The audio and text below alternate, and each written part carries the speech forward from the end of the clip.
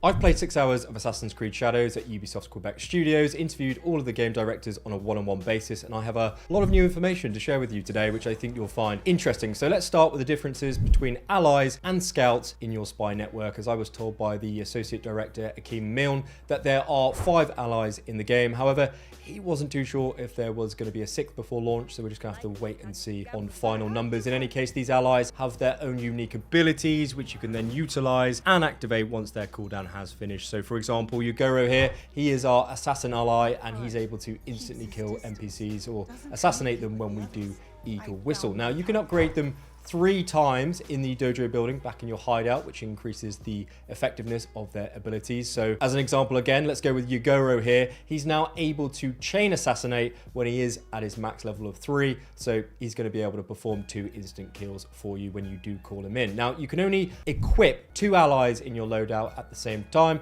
which appear in the bottom right hand corner of your screen when you're holding R2 or RT on your controller. And the main distinction here versus scouts is they also have their own unique storylines in game, where when you do complete their quest in each of the provinces around Japan where they are based individually, you're able to then recruit them back to your hideout. So it is actually possible to recruit them all before you make significant headway with the main storyline, with some of them being romanceable, by the way. And I know what you're thinking. Behave yourself. To death!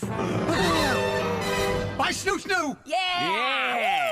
Now, as for scouts and your spy network, it's best to think of this mechanic almost like a resource and not as a temporary companion, kind of like your allies. First of all, though, you need to recruit them, which can be done by saving random NPCs via world events that just randomly occur that you'll come across whilst out and exploring. And when you do finish their quest, you'll then have the choice if you want to recruit them or not. And if you do, you'll then get an additional scout added to your main menu, as you can see here. Now, you can also unlock a Kakurega hideout room in each province, which operates kind of like an assassin bureau in the previous games, where this will allow you to recruit more scouts for you to then use as you upgrade it, or by successfully completing contracts in that district from that Kakurega building. Now, the main function is to allow you to find the location of a clue, a target, follow-up quest objective on your world map, and you do this by uncovering a circular part of the map by spending 1 scout to do so. As you can kind of just see me do here, you essentially just press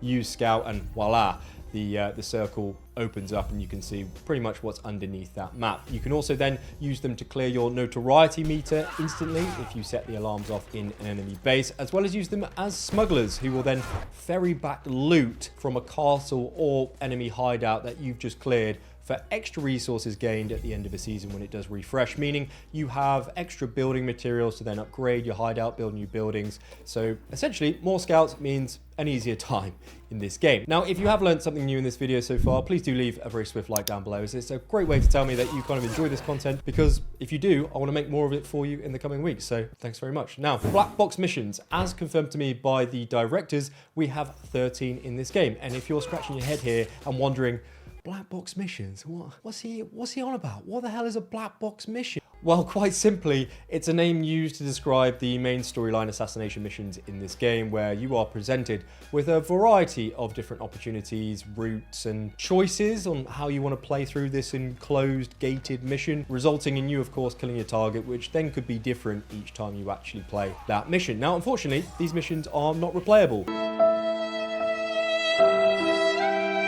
Nani? So I asked the developers, when is the best time to manually save, meaning you can then load that save file before the mission starts, so you can then try a different route at a different time if you get bored in the game. And they said, well, when you see the dialogue option on the screen that says we are ready, that's when you want to drop a save. So definitely worth remembering to do this before you play, because these missions will very likely be a big highlight of the game. Now, in my opinion, the light, shadows, and noise mechanics are probably the best thing that I actually experienced during my playtest. And I'll give you an example here. You can actually hide in the darkness in the middle of an open courtyard and assassinate an enemy without being spotted, as you can kind of see me do on your screen here. Or here's another one for you. You actually need to make sure that you creep slowly across the top of walls or roofs of a castle, because if we run or sprint across the slates, then the NPCs close by will actually hear us and then become alerted. However, these gameplay upgrades don't transcend into AI NPCs in the patrol routes. So for example, when you kill an enemy and that NPC body hits the floor and you just leave it there, the patrolling NPCs that come across this will then recognize that their fellow guard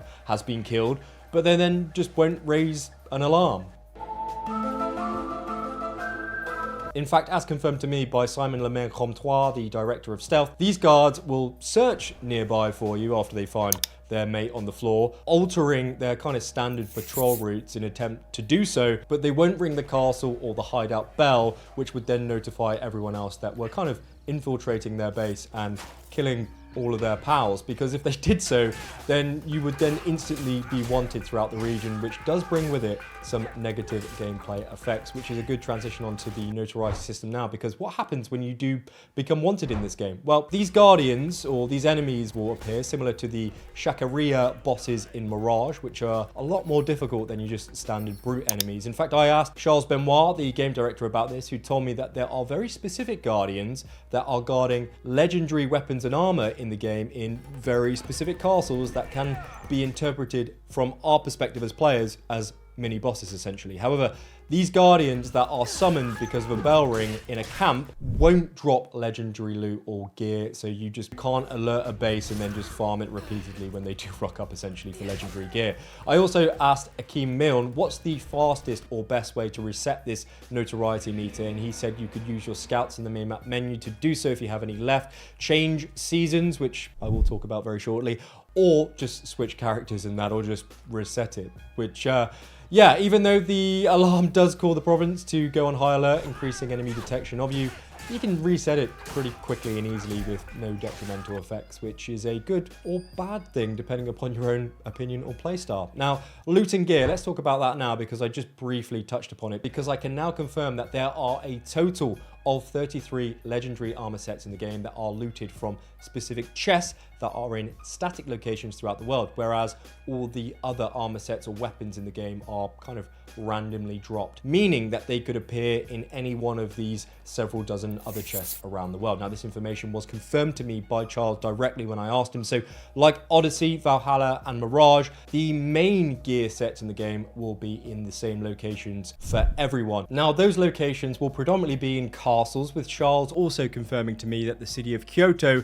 is half the size of the Unity map, with a total of 7 specific castles inside of that one city for us to clear each season. And I know my good friend AC Landmarks has also heard the same thing from his interviews, so it does sound like we're going to have a decent amount of parkour to mess around in, a decent parkour playground for this next AC game, which is good news. Now, actually, I've got some more good news for you here, because Ubisoft have given me 3 AC Shadow game codes to give away to you. You just need to be a subscriber of the channel if you're not already, and you need to write a positive or negative comment on this video about what you think about Shadows so far, as the developers are looking for feedback on what people think of their game so far, so it's definitely worth your time if you've got something to share. I will be announcing the winner on launch day, with multiple comments of yours counting as entries across multiple AC videos I make until launch, so all the best, very good luck to you. Now, let's talk about mastery skills and knowledge ranks, as they are 2 different mechanics in this game that kind of work together in tandem. And let's start with the mastery skill tree first, because this is your bread and butter leveling and skill point system in this game, where you gain mastery or skill points, the same thing basically, by leveling up your character, with the maximum level being 60, which Charles also confirmed to me, by the way. And you can do this by killing assassination targets or samurai daisho, who are the guardians and mini bosses that we spoke about earlier. You can then spend these mastery points in one of the 6 mastery trees to acquire new abilities and skills, with each of the 6 mastery trees offering different improvements and passive bonuses between Yasuke and Naoe, as well as the mastery points, by the way, that you earn with each character depending upon who you play with. Well, they transfer across to one another, so you both level evenly. Now, you can unlock every single mastery skill in this game, and when I asked Charles about this again, he said that even when you reach level 60 and remain at that level, so you can't go any higher, the game will continue to level you up, where you'll need around 300 to 400 mastery points to unlock everything across the 6 skill trees. He wasn't actually sure on the exact amount, but it's a lot. Now, knowledge ranks. Think of this as a separate leveling system that is made up of 6 levels inside each of the 6 mastery trees for each character, which I'm going to highlight on your screen right now because because I know that kind of sounds a little bit confusing. Now, let's just come out of this screen and go back to Yasuke's main character screen and just pause it here, because if we zoom in on the left-hand side corner, we can now see that it says that we're at a knowledge rank level of 3, and for us to get to the next knowledge rank of 4, we need 10 knowledge points. Well, if we now go back into Yasuke's long katana mastery skill tree and pause it here again, you will notice that the requirement here is to unlock this adrenaline boost upgrade, and to do so we require a knowledge rank of 5, which is this section that I'm also going to re-highlight here for you as well, so it's super clear, as well as paying the 2 mastery points to unlock this. But how do we actually get from that level 3 all the way to that level 5? Well, we do this by partaking in character-specific world activities that are unique to each character, meaning that you could reach the max knowledge level of 6 with Naoe and still remain at a knowledge rank level of 1 with Yasuke, even if both of your characters are maxed out at level 60. And you would have achieved this, hypothetically, because you've solely completed all of Naoe's side activities in the game and completely ignored Yasuke's. Now, these activities for Naoe include meditation-timed games, as well as collecting scrolls in the open world, and also running through Kofun puzzle dungeons, whereas for Yasuke, we complete the kata events, which we've been teased with, horse archery, and duels against other samurai in the open world. So if you want the best skill unlocks in your mastery trees, you will need to do these side activities with one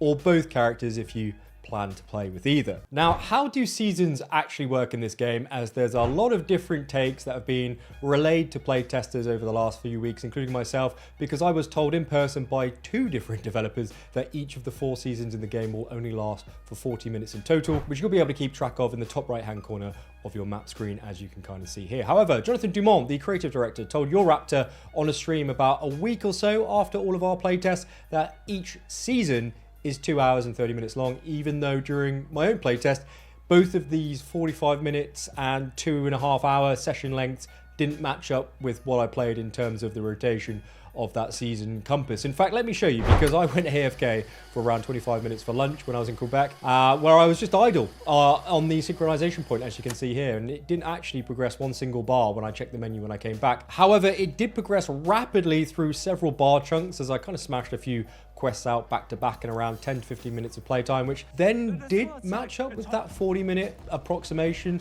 season time that I was informed of by the developers. So whatever build that we all played on, I just don't think it was specifically dialed in, or perhaps the rules of these seasons were, or perhaps even are, still being decided upon by the development team. So this could potentially mean that winter is going to be a longer season in the game compared to summer, for example. But if Jordan played on the most recent build and Jonathan said to him that it's 2.5 hours, then that is the latest info we have, and we should definitely go with that, and we should take that as what it's planned to be right now, and just wait for confirmation until we get to launch. But what I can confirm though is that you can stay in a season for as long as you want when the season compass is then full on your map and it's kind of prompting you to proactively change. Well, if you don't want to change, you just then need to not interact or trigger a story cutscene, fast travel across the map, swap characters in the menu screens, or even enter your hideout. Then you should be absolutely fine, as all of these interactions seem to trigger a season cutscene change if the timer is full and complete. Now, let me go through some secret settings and info for you here, as I raided the menus when I was in Quebec, so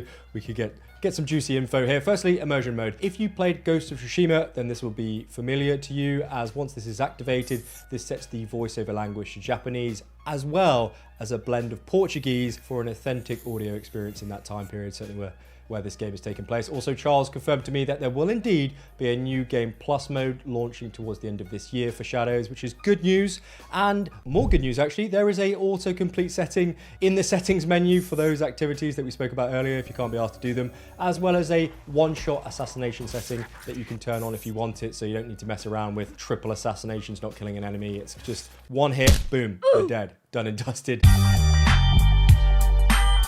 And oh yeah, I nearly forgot. My favorite reply from Charles was that there was indeed going to be a lot of Easter eggs in this game, which, to be fair to Ubisoft, they do a great job at hiding them in all of their games, and I'm actually really looking forward to seeing what they've popped in various different places around Shadows. Now, I've made another breakdown video just like this one with even more new info about Assassin's Creed Shadows, so give that a click on your screen right now so you can learn more about this game before launch, and I'll see you there in just a second. Cheers to Nika for helping me with this video, and as usual, coffee is on me.